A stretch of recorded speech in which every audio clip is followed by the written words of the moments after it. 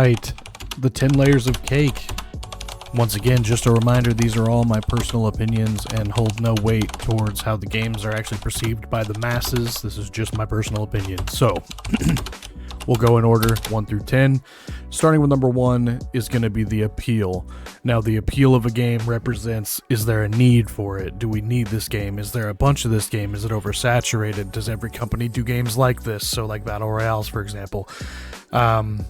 Second category is fluidity of movement. How do you function moving through doorways, moving on the game, moving over obstacles, moving through obstacles? How is the function of that? Rule number 3 would be amount of content. How much content is in the game? Is it sufficient? Is it subpar? Does it need more? And then next we got number 5, play style, which represents single player and multiplayer if it's available, or if I deem that I think it's necessary, as some people disagree that multiplayer should be in every game. I personally love co-op games and I love playing with my friends. So, probably always going to have something to do with multiplayer, regardless of if they have it. Next, we have control comfort. How are the controls set up? Are they basic controls? Are they kind of weird? Basically, if something has like arrow keys for your movement instead of WASD, then I have a problem. You know what I mean? That'd be weird. Longevity, which would be how long can the game sustain itself with the current content that it has upon me making this video. How long can I enjoy the game myself? Once again, opinion. Next up, we got map and world design. How are the maps? Are they detailed? Are they true to what it is, story related or game related or world related? And how detailed are they? Are they above board, below board, or right on par? Next, we have customization. How much customization is in the game? Can I freely change things that I deem necessary to customize?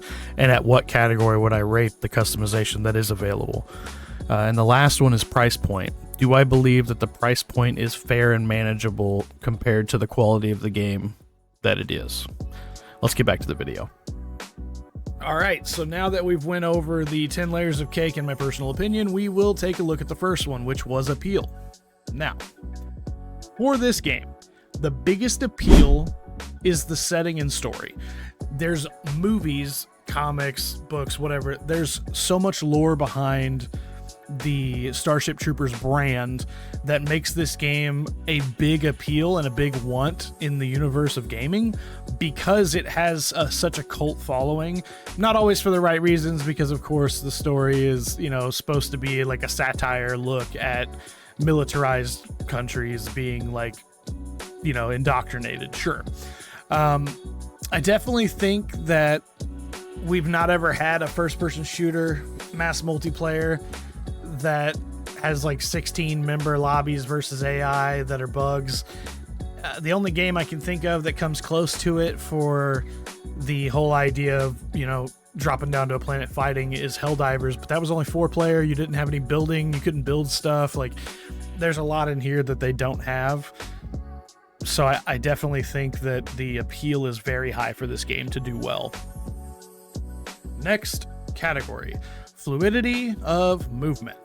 Now, I give this a 10 out of 10, but not for the reason that you're probably thinking.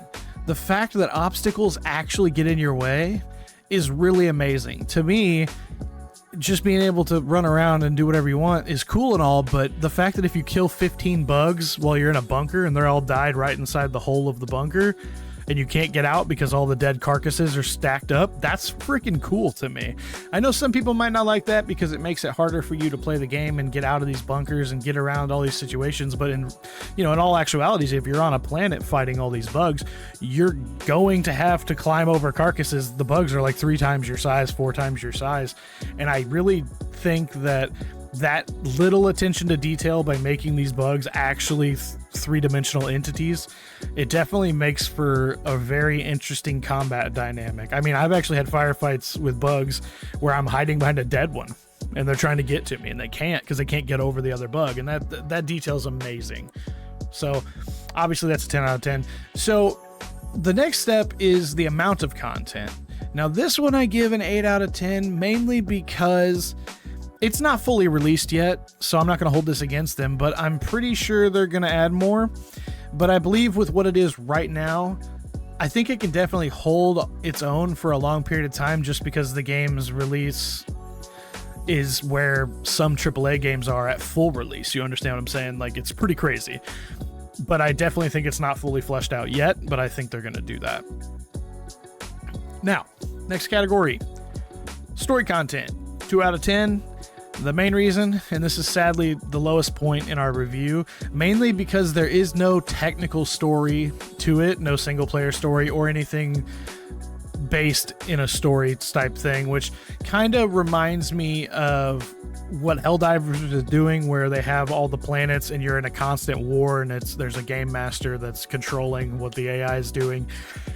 Honestly, I think they should take a page out of that book and create some kind of version where it's kind of like the clan wars in the old Call of Duties, where you have your clan and you actually have to do the war. Like, you actually have to be like, hey guys, we should all jump on and play this game mode because we need these points for our clan to move the war forward, or something like that. They need to come up with something to tie us into feeling like our combat on the ground matters, and I think that's something that a lot of games aren't doing these days that would really help, because Helldivers is doing it and a lot of people love that. Personally, in my comparison to the two, I think this game's better than Helldivers. It's not better in the fact that it runs smoother or graphically better. It's better because I enjoy playing this one more than I enjoy playing Helldivers, because there's a lot more to it, where you can build bases, you can survive the hordes and waves and stuff, and Helldivers is more like you go to the planet, perform some objectives, and get out. This one's more like you go there, you build up a fortress, you get all these materials, and then you fight wave after wave after wave, and then you extract, which makes them very similar, but I do think they're different. Now, next category is the playstyle, single player and multiplayer. Now, obviously, with no single player yet in the game, the score will have to reflect that, but the multiplayer on it is amazing. So I'm only going to take off 1 point, because I do believe eventually they probably will release some kind of single player, whether it be tutorial missions where you learn the game by playing a little bit of the story, or by creating some kind of multiplayer story, kind of like Helldivers did with the constant war going on, and they have that campaign of moving planet to planet. I do think that it would build some type of hype if they did create a campaign style multiplayer. Sure, I think that'd be pretty sick. And moving on to the next one, which is a super simple grade, is the control comfort. We've talked about this before. Control comfort for first-person shooters is pretty hard to mess up, honestly. So I gave that one an obvious 10 out of 10. The controls and control schematics for the game seem very normalized. Nothing's too crazy, so obviously it's an easy 10. But then we come to longevity, which personally I think that this game right now is lacking because it's not fully finished. I do think they're going to add more stuff to hopefully bring this score up. So if you're watching this later than 2024, just know that I definitely called it if they do release more stuff. I almost said more information. For longevity, the reason it received such a low score is because the game, where the game sits right now, which is not fully released, it does make a difference. It doesn't have enough content to keep you interested for more than a few months if you play every day. Most of us play probably every day for an hour or two of something, and if this is the only game you play, you're going to burn yourself out on it in a couple months. Obviously, I only play 1 or 2 games every week or something, so I don't get burnt out, but that's just me. So next step is map and world design. Now, I gave map and world design a 10. Before anyone freaks out, let me explain. So for map and world design, the reasons it gets such a high score is because it is true to the story of the movies, the comics, the books. It definitely has that atmosphere that makes you feel like you're inside the movie, and it's definitely well thought out, and I can't help but see that they bring us to these planets or maps with such great experiences that it feels like we're in the universe, and I love that. I love whenever a video game comes after a show or after a movie and it's not complete garbage. It's pretty awesome that way. Next category, customization. Now, customization gets an 8 out of 10. mainly because the customization has gotten better since the original release, but I still think it's not as far as it needs to be. I would love to see the ability to have clan logos on your shoulder pads, or something, maybe camouflages for your firearms or camouflage for your actual armor pieces. I definitely think that they should have, like, you know, realistic camouflages, though. I don't want no like neon pink tiger stripe or something crazy like that. No, you don't get me wrong, but I do think that adding more customization in a game would never hurt. It's definitely always a positive to have customization when done correctly. All right, our final point, number 10, which brings us to price point. Now, the price point for this game is ridiculously perfect. It is only $30. It's definitely worth $30. I mean, a big thing that we see in gaming companies these days is these big AAA title companies are selling these games for like $60, and they come out like Cyberpunk, or they come out like any other game that's came out. They always have bugs, they always have problems, they always have not enough content, they always have to be updated later with more stuff or more patches. So it's literally half the price of a AAA title, and I think it's as flushed out as most AAA titles when they're released.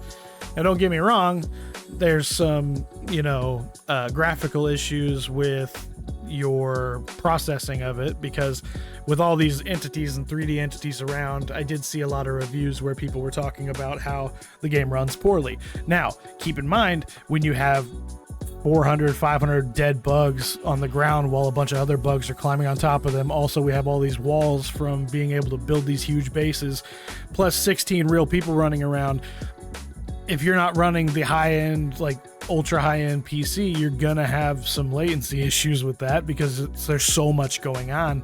Even me having, a $5,000 machine, I still have frame issues, but you have to keep in mind there's a lot going on in the game, and it's not even fully released yet, so they haven't fully optimized it. Most games that are in alpha or beta or whatever they want to call it, most of them, as they add things, it gets harder and harder on the system, and then when they're fully done with it, then they go in and optimize what they have to make it run perfect. But if you wanted it to be perfect on the day of release, I feel like this game would take years and years to fully come out. I'd rather have it as an alpha with a little bit of buggy issues so I could still play it now. But that's just me. So let me know down below what you think. We have reached the end, which is an 83 percentile, which I think is a pretty good grade for this game considering how new it is and how it's not fully finished. I think it's a good, generous grade. I definitely want to hear what you think down below.